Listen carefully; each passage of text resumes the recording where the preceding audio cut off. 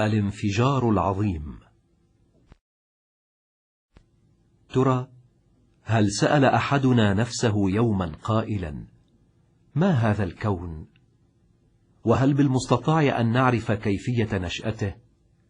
وهل في القرآن الكريم ما يمهد لنا السبيل إلى ذلك؟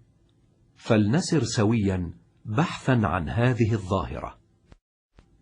السماوات والأرض كانتا في البدء ملتصقتين ثم فصلتا، هكذا يشير القرآن الكريم، وهكذا يقول علماء التفسير عند تأويلهم لقوله تعالى: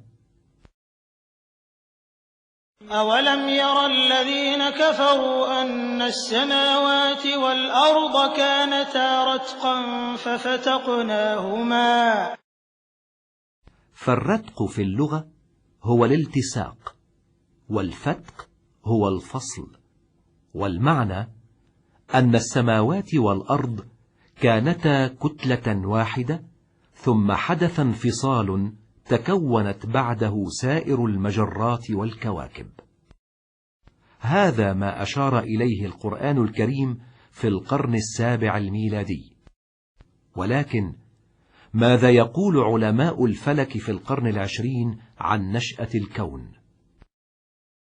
في سنة 27 و900 وألف نشر عالم الفلك البلجيكي جورج لوماتر تصوراته عن نشأة الكون، حيث قال بأن الكون في بدايته كان كتلة غازية واحدة عظيمة الكثافة واللمعان والحرارة، وبتأثر الضغط الهائل الآتي من شدة حرارتها حدث انفجار عظيم فتق هذه الكتلة الغازية وقذف بأجزائها في كل اتجاه، فتكونت مع مرور الزمن المجرات والكواكب والنجوم.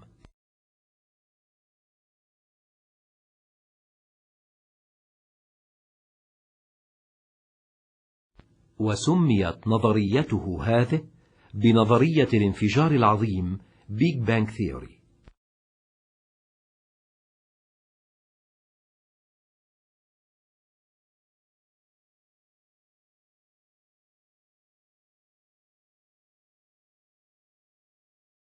وفي سنة 65 و900 وألف قام الباحثان الأمريكيان بنزياس وويلسون بتأكيد هذه النظرية، حيث التقطا إشارات كونية لا تتغير مع الزمن أو الاتجاه، تمثل بقايا الانفجار العظيم.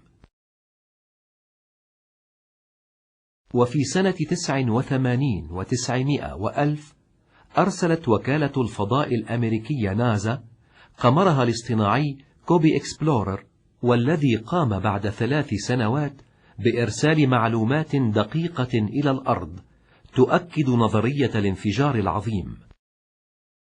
وسمي هذا الاكتشاف باكتشاف القرن العشرين. فلننظر إلى هذا التوافق العجيب بين ما ذكره القرآن من معلومات عن نشأة الكون وبين آخر مكتشفات علم الفلك في النصف الثاني من القرن